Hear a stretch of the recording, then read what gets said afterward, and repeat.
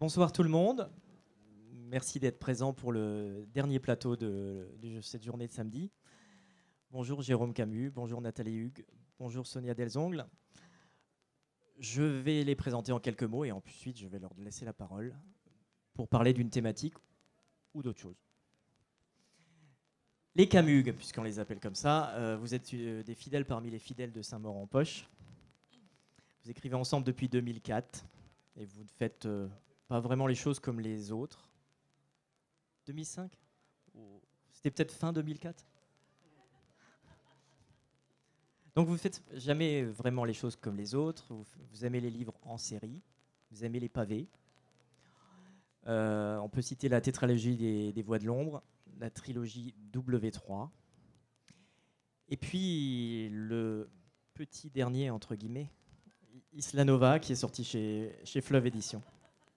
Hop, vous n'avez rien vu, c'est la fatigue. Chez Fleuve Édition, qui a eu le prix Ouest 2018. Sonia, tu as commencé à écrire en 2007. Tu as publié, oui. Tu as commencé à rencontrer un vrai succès depuis que tu sors la série chez De Noël, la série Anna Baxter, avec Dust, Quand la neige danse et Récidive. Et puis cette année, tu as sorti, celui-là il est à l'endroit, Boréal, qui est un one-shot qui n'a rien à voir avec les autres, dont on va parler aussi. Alors pourquoi on vous a réunis ici tous les trois ? Je vais y répondre à la question, c'est la seule auquel je vais répondre. Non, c'est pas la question. On pourrait qualifier Isla Nova et Boréal de thrillers écolo, ou en tout cas qui mettent en scène cette thématique-là. Et on aimerait bien vous en entendre parler. Et Jérôme, je sens qu'il est lancé, donc il va y aller. Je suis à fond. Je ne sais pas si c'est un thriller écolo. En fait, il se trouve qu'à chaque fois qu'on écrit un roman, on a d'abord besoin de s'emparer d'une thématique qui nous préoccupe. Alors on écrit sur toutes les choses qui nous agacent, nous énervent, nous ulcèrent dans le monde dans lequel on vit, que ce soit la France ou ailleurs. Et il se trouve que Isla Nova, la thématique, c'est en effet l'écologie. Le fait qu'on vit sur une planète où, grosso modo, 80 espèces par jour disparaissent, 30 000 par an, et où je ne sais pas très bien quelle est la terre qu'on va offrir à nos enfants, mais 30 000 espèces en moins par an fois les 30 prochaines années, vous imaginez un petit peu le résultat. D'autant plus qu'il y a un effet boule de neige qui fait qu'il y a de plus en plus d'espèces qui disparaissent chaque jour. Vous étiez au courant de ça ? Non ? Un petit peu. Mais quand on travaille un roman, on a passé là 1 an et demi, 2 ans sur, comme toi j'imagine, à fouiller cette problématique, et c'est juste scandaleux. C'est-à-dire on n'est pas certain aujourd'hui que le mouvement va s'inverser, même si aujourd'hui on arrêtait toutes les bagnoles, etc. quoi. Voilà, donc j'ai pas du tout répondu à ta question, mais c'est ce que je voulais dire. Je suis venu avec mes réponses, comme d'hab. Alors moi, je lui arrache le micro parce que ce qu'il raconte là, c'est bien, mais c'est très vague. Moi, je voudrais juste vous donner un exemple un peu plus imagé, un peu plus flagrant et un peu plus réaliste pour vous expliquer ce qui nous fait un peu mal et ce qui nous a poussé à écrire Isla Nova. 6 000 enfants meurent de manque d'accès à l'eau potable par jour. Il se trouve que ce n'est pas en France, c'est en Afrique. Et 6 000 enfants par jour qui meurent en 5 ans, ça fait 10 900 000 enfants. Voilà. Et donc chaque jour qui passe, chaque mois, chaque semaine qui passe, pendant lesquelles on ne fait rien, il y a des enfants qui meurent. Je pense que si ces 6 000 enfants étaient morts en Occident, on se serait peut-être bougé les fesses un peu plus vite. Et ça, c'est une des questions qu'on pose dans Isla Nova. Voilà, c'est est-ce que la valeur d'un enfant africain est la même que celle d'un enfant occidental ? Ça, c'est vraiment quelque chose qui nous interroge. Et puis, autre chose, comment est-ce que nous, on peut continuer à gaspiller autant d'eau alors que énormément de gens sur la planète n'en ont pas ? Et les chiffres sont vraiment affolants. C'est plusieurs milliards de personnes sur la Terre qui n'ont pas accès à l'eau potable et donc qui ont non seulement soif, mais en plus qui développent des maladies, qui n'ont pas des conditions de vie acceptables, qui sont obligés de faire leurs besoins dans la nature, avec toutes les conséquences que ça entraîne sur l'environnement, les nappes phréatiques, etc., les maladies. Enfin bon, voilà, c'est ce genre de constatation qui nous donne envie d'écrire un bouquin et de nous engager pendant 1 an et demi, 2 ans, voire 3 ans dans l'écriture de ce livre, pour qu'ensuite, s'il soit entre vos mains et qu'on puisse éventuellement en parler, réfléchir, puis juste prendre conscience chacun que nous, on a vachement de la chance d'être dans un pays où on peut boire de l'eau en bouteille, faire pipi caca dans de l'eau potable, et qu'il ne faut pas oublier que tout le monde n'a pas cette chance-là. Bon, maintenant que je vous ai bien plombé dans l'ambiance, je passe la parole à Sonia. Tu m'en voudras pas trop. Je vais continuer à plomber l'ambiance. Donc, juste pour rebondir sur ce que tu disais à l'instant, sur ce que représenterait la vie d'un enfant africain aux yeux des Occidentaux, à nos yeux, il y a aussi le fait, la question que représente la vie tout court là-bas, justement en Afrique. Il y a une toute autre approche que j'ai pu ressentir en allant en Afrique, et aussi pour mon roman Dust, qui n'est pas un roman écolo, qui est un roman sur le trafic humain. Mais bon, on rejoint ces problématiques-là aussi. Dans Boréal, c'était un roman qui couvait, en fait, depuis des années. C'était au départ une aventure dans le Grand Nord, avec une intrigue, avec un huis clos qui peu à peu évolue dans le mystère, dans le drame aussi, dans des conditions extrêmes que peuvent susciter justement ces conditions extrêmes, jusqu'où on peut aller pour survivre. C'était ça le propos. Après, effectivement, je me suis dit, bon, le Groenland, c'est un endroit de la planète où repose l'équilibre, on va dire, de la planète, un endroit fragile, fragilisé aussi par la pollution. Mais en fait, je pense que ce à quoi est confrontée la Terre, notre monde aujourd'hui, c'est à son cycle, à son propre cycle naturel, associé à une rapidité extrême de la pollution, de diverses contaminations, et tout ça ensemble accélère en fait la marche vers, malheureusement, vers quelque chose qui peut être appelé mort. Enfin, on est peut-être dans une lente agonie. En fait, on est dans la 6e extinction. Moi, quand j'ai lu effectivement ça, Hubert Reeves qui en appelle à tout, je me suis dit, la 6e extinction, on est dedans. Nos enfants seront les témoins aussi de ça, et peut-être même, est-ce qu'on ne va pas disparaître finalement dans un laps de temps assez rapide. Donc voilà. Mais je n'ai pas envie d'avoir forcément l'appellation justement de thriller écolo, parce que l'écologie, c'est un mouvement, ça entre dans la politique, et personnellement, je ne me sens pas apparentée à ce mouvement. J'ai simplement envie d'exprimer quelque chose en racontant une histoire, en baladant effectivement les gens, en leur faisant en fait ressentir des émotions. Et voilà, c'est plutôt quelque chose, un thriller, comme tous les thrillers, émotionnels avant tout. Moi, je partage ton avis sur l'histoire d'un thriller écolo ou pas. Non, en effet, on ne peut pas être écolo parce que, au moins dans ce pays, être écolo, ça veut dire être de gauche, donc ça veut dire être d'un parti politique en particulier. Or, être écologiste,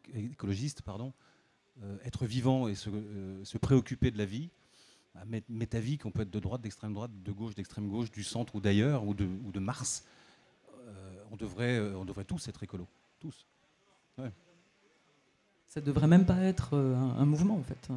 Oui, c'est ça. Et c'est vrai que souvent, quand on parle d'écologie, les gens n'ont pas envie, justement, Enfin, quand ils voient, on leur présente un bouquin en disant c'est un thriller écologique ou un bouquin écolo, il y a certaines personnes qui, justement, se disent non, moi, ça ne m'intéresse pas, l'écologie, etc. Alors, comme le disaient si justement Sonia et Jérôme, nos romans, ils sont là pour parler de la vie, de notre planète, des gens autour de nous, de notre comportement à nous aussi. Et parfois, ces romans peuvent être dérangeants à lire, bouleversants. Mais ils restent avant tout un divertissement. C'est-à-dire que quand vous ouvrez Boréal ou que vous ouvrez Isla Nova, on est là pour vous donner du bon temps. C'est-à-dire on est là pour vous amuser, pour vous envoyer, vous emmener en voyage. On est là pour vous faire frissonner, pour vous faire aimer avec nos personnages, détester, pour suivre des aventures très romanesques. Mais on aime, je crois, et on a tous les trois ce point commun, écrire des livres qui, quand vous les refermez, vous ne les oubliez pas tout de suite. Ils vont cheminer en vous. Vous allez avoir envie peut-être d'en reparler ou d'en parler avec quelqu'un à côté de vous, d'y revenir. Voilà. Et peut-être aussi, c'est le genre de bouquin qui peut vous faire prendre conscience que dans votre vie quotidienne, de tout petits gestes, finalement, ici, peuvent changer la vie ailleurs, un peu comme on dit, les ailes du papillon battent un bout de la terre et provoquent un ouragan. Si chacun d'entre nous faisait bruisser un peu les ailes du papillon et économisait un petit peu d'eau, avait une pensée pour les gens qui meurent en Afrique et faisait quelque chose, si chacun d'entre nous faisait ça, en fait, on pourrait vraiment tous révolutionner le monde. Mais nous, on est dans un monde absolument fou où tout ce qui est important, c'est la consommation. Consommer le plus vite possible, en se foutant complètement de tout ce qui se passe ailleurs, de ce que vont devenir les choses qu'on a consommées, qu'on va jeter. On parle de l'obsolescence programmée, par exemple. Tous nos super petits gadgets, portables, tout ça, nos super baskets. Qu'est-ce qu'elles deviennent, mes baskets, en fait? Je suis la première coupable. Que deviennent mes baskets quand elles sont fichues? Voilà. Et après, on s'étonne que dans 20 ou 30 ans, il y aura plus de... C'est ça, c'est les chiffres. Il y aura plus de plastique dans les océans que de poissons. Voilà. Quand on voit dans quel état on a déjà mis notre planète, nous, on se dit qu'en tant qu'auteur, puisqu'on a le talent, du moins je l'espère, de raconter des histoires, au moins raconter des histoires qui vont peut-être faire avancer à leur niveau le schmilblick. Eh bien, je n'en pense que du bien. Bravo. Je l'ai épousée. Pas moi. C'est une autre histoire. Donc, on est, en fait, la thématique de ce soir n'a pas lieu d'être. Yvan, je te remercie d'être venu ce soir nous interviewer. Et puis, je te souhaite une bonne soirée. Je pense que là, on va tous aller au cocktail qui nous attend. Ça tombe bien, de toute façon, vous êtes des bons clients, vous répondez à l'avance à toutes mes questions, donc c'est grand avantage. Au menu, des algues. Et puis, c'est ça. Très bien. Et des poissons morts depuis longtemps. Et du poisson. Avec du plastique. Trêve de plaisanterie, tu as une question? Non. J'en ai sûrement encore. Non, mais t'inquiète, Nathalie vient de m'en poser une, donc voilà. Ouais, elle m'a dit ce que j'en pensais, donc j'ai dit que j'en pensais que du bien. Et moi, je me suis régalée, en fait, aussi dans la documentation que j'ai recueillie et que j'ai faite pour écrire Boréal. Je connaissais un petit animal dont je parle, qui s'appelle l'ourson d'eau, le tardigrade, et qui détient peut-être la clé de l'immortalité. Donc il y a plein d'études qui sont faites sur cet animal qui est parfait, qui a la faculté de se rétracter, de se déshydrater. En fait, ça s'appelle la cryptobiose. Et il se déshydrate complètement et il peut survivre comme ça, mais des années et des années. Et je me dis que c'est un bon truc, en fait, on devrait l'imiter. Et peut-être qu'une des conditions de notre survie, ça serait justement d'imiter certaines espèces animales qui ont cette faculté de survie. Et pour rebondir aussi sur ce thème, on dit écolo, et consumériste, enfin la problématique consumériste dont tu parles, dans mon prochain roman, il est question d'une source dans les Balkans, une source qui a suscité beaucoup de convoitises, des hommes d'affaires qui sont même venus, qui ont voulu racheter un village entier qui vit sur cette source. Et en fait, il y a eu une catastrophe naturelle. suite à laquelle la source a disparu. Et puis, un groupe un peu marginaux ont retrouvé donc cette source et se sont proclamés, posés comme gardiens de cette source. Donc il y a là justement une balance et une confrontation entre un monde consumériste, un monde de fric et d'argent, et un monde, tout simplement, ils vont garder la source sans en profiter autrement qu'en buvant cette eau et en vivant dessus, parce que cette source a des vertus, on va dire, extraordinaires quant à la longévité. Voilà. Donc, ouais. Alors on peut dire aussi que peut-être que ce sont des problématiques, des thématiques aussi qui nous parlent et qui nous préoccupent en ce moment. Tu as cité le mot de survie. La survie, on la trouve aussi dans vos romans à vous. Je voulais citer une phrase qu'on trouve dans Boréal, qui dit la survie dans ces conditions extrêmes, donc le Groenland, appartient à l'intimité, c'est une affaire entre soi et soi.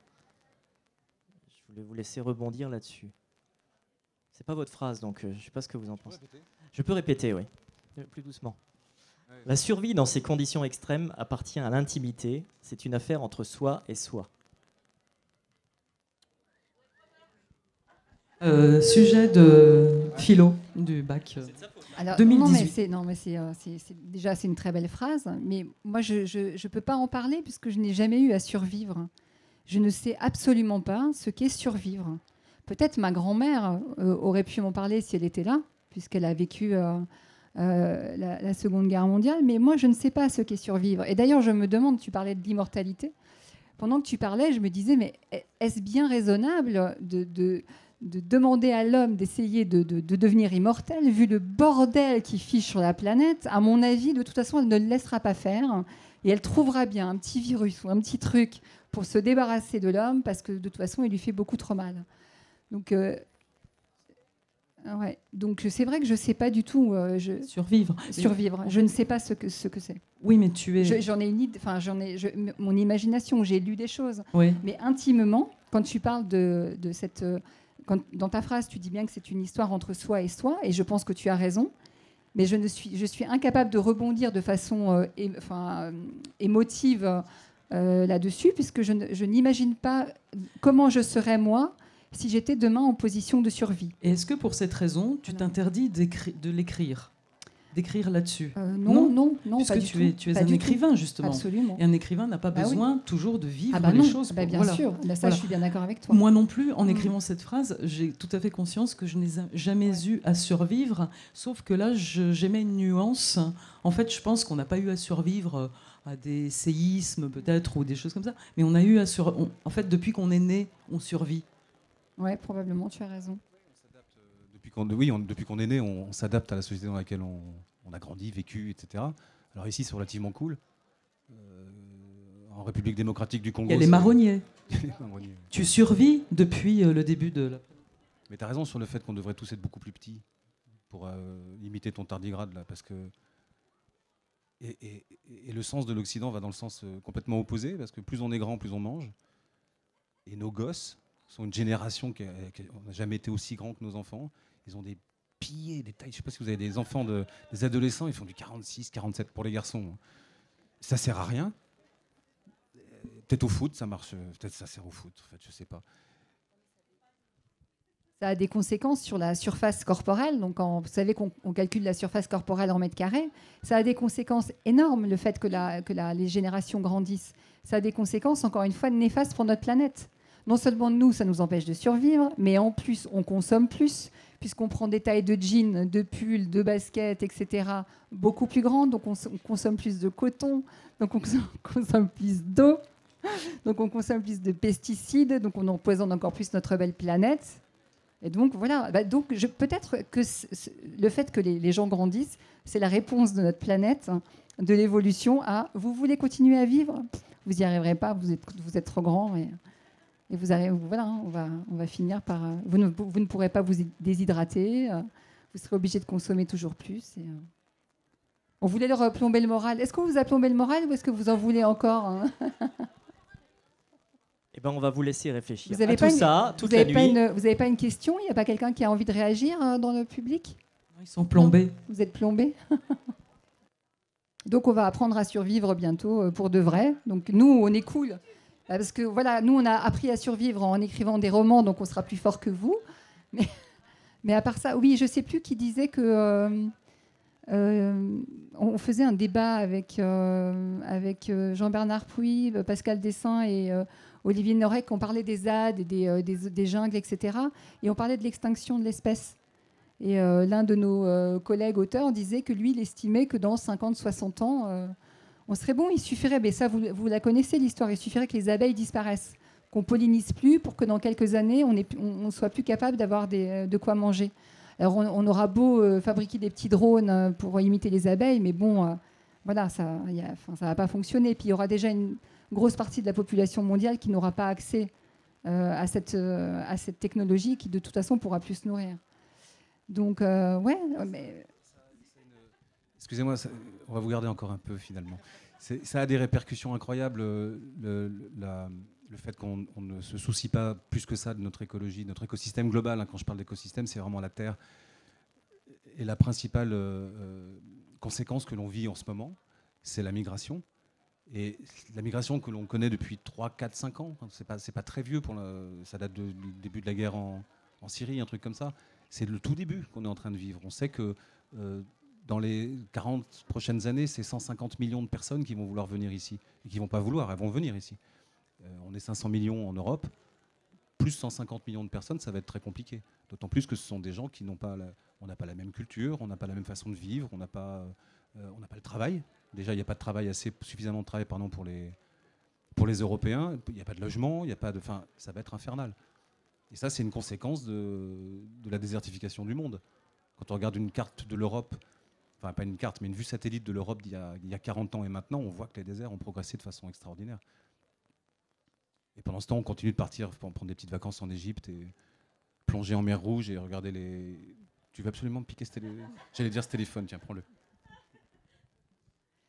C'est vrai que t'en penses quoi, toi, de tout ça? Parce que finalement... Non mais Sonia, toi, tu t'occupes des ours. Tu t'occupes des ours, mais... Non mais tu trouves pas ça complètement... Non mais tu trouves pas ça complètement dingue que nous, donc on continue... Non mais c'est vrai qu'avant le débat... Et que voilà, et que au lieu d'aider ces populations à s'établir et à être mieux chez elles, quand on a écrit Isla Nova, il y a 20 ans, Jérôme avait vu sur le site de l'ONU qu'il y avait des projets de pipeline où on prenait l'eau à l'embouchure des fleuves et on les envoyait en Afrique, dans les régions désertiques, pour permettre aux gens de se sédentariser. Ce qui permet d'éviter certaines guerres claniques, de stabiliser les régions, de limiter le terreau du terrorisme et de permettre aux gens de s'établir chez eux et de pouvoir rester chez eux avec des conditions acceptables. Ça n'a jamais été fait. Pourtant, on utilise des pipelines pour le pétrole et pour le gaz, pour polluer tes ours polaires et les faire mourir, quoi. C'est pas juste quand ils pensent. Ben non, c'est pas juste. Donc, on devrait écrire un prochain bouquin là-dessus, justement. À 6 mains. Sur à 3, à 6 mains. C'est une bonne idée. Ça. Voilà, mais depuis tout à l'heure, je dis ce que je pense, en fait. Hein. Oui, en fait, elle veut aller boire l'apéro. Mais ouais, voilà. Mais non, mais juste avant la table ronde, la conférence, on s'était dit, on va bien les plomber. Et puis, du coup, là, c'est moi qui suis plombée, là. Donc, j'ai besoin d'un remontant. Et je sens on va s'arrêter là. Yvan aussi, Voilà, Yvan aussi est aussi, très... je sais même plus comment je m'appelle. Là, ouais. En tout cas, il n'y a pas une corde. Sérieusement, merci. Merci. Merci Sonia Delzong, merci Jérôme Camus, merci Nathalie Hugues. Et puis, la distribution de Prozac se fait au fond à droite, là-bas. Alors après, pour cesser de déprimer, lisez Boréal, parce que c'est un fucking good bouquin, comme on dit chez nous. Et lisez La Isla Bonita, Isla Nova. Voilà. Et lisez, sérieusement, ce qui précède tous nos thrillers écolos, parce que c'est la Bible, enfin, pour moi, à mon sens. Il fait 1300 pages.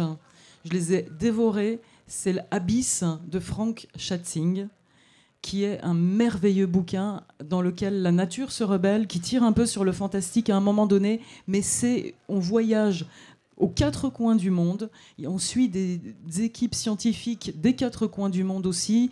Pas que des équipes scientifiques, mais des gens qui vivent, des autochtones, des pêcheurs. Il y a tout dans ce bouquin. Il y a tout. Il y a vous, il y a nous, il y a tout. Abysse.